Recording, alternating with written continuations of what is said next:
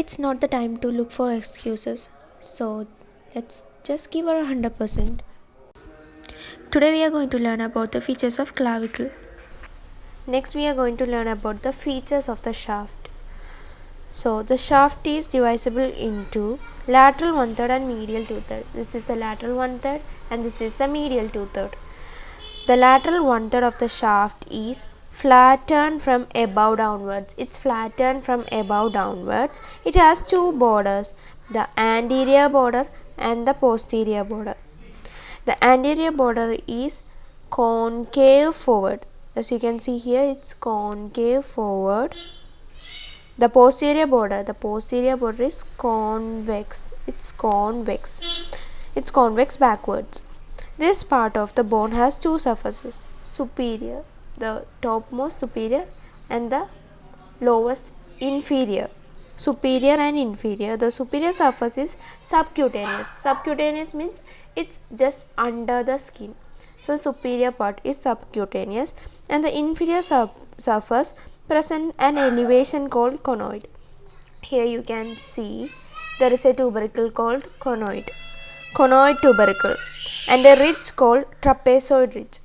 Here you can see a ridge, it's called trapezoid ridge. Next, about the median 2/3 of the shaft. Here you can see this is the median 2/3. It's rounded and is said to have four surfaces. It's rounded. Here it was somewhat like flat surface. Here it is rounded, and it is having four surfaces. The anterior surface is, this is the anterior surface. The anterior surface is convex forward. It's convex forward. And the posterior surface is smooth. The superior surface is rough in its medial part. It's rough. Okay. The inferior surface has a rough oval impression at the medial end. Here you can see an oval impression. It's for impression for costoclavicular ligament. Then the lateral surface of this surface has a longitude subclavian groove. Here you can see at the inferior surface there is a subclavian groove. It's almost at the lateral half. This is the lateral and this is the medial. So at the lateral half there is a subclavian groove. So that's all about the shaft. Then about the lateral and medial end. So first about the lateral end.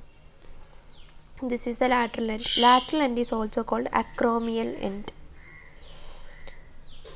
Is flattened from above downwards.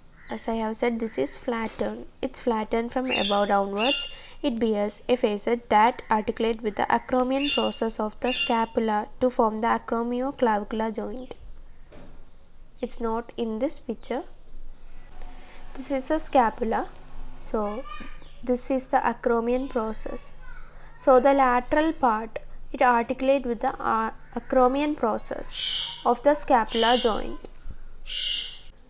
Okay, here you can see in this picture, this is the acromion. This is the acromion process of the scapula, and this is the clavicle.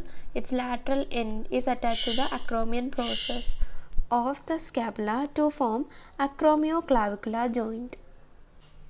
Next, about the medial. The medial end, it is also called sternal end, is a quadrilateral and articulates with the clavicular notch of the mandibular sterni to form the sternoclavicular joint. This is the sternum. This is the clavicular notch of the sternum, and this is the clavicle, medial part of the clavicle. It is attached to the sternum. So here in this picture, this is the clavicle, this is the medial end, and this is the lateral end. The medial end, it is attached to the clavicular notch of the sternum, and this is the lateral end, it is attached to the acromion process of the scapula. So here it forms the acromioclavicular joint, and here it forms the sternoclavicular joint.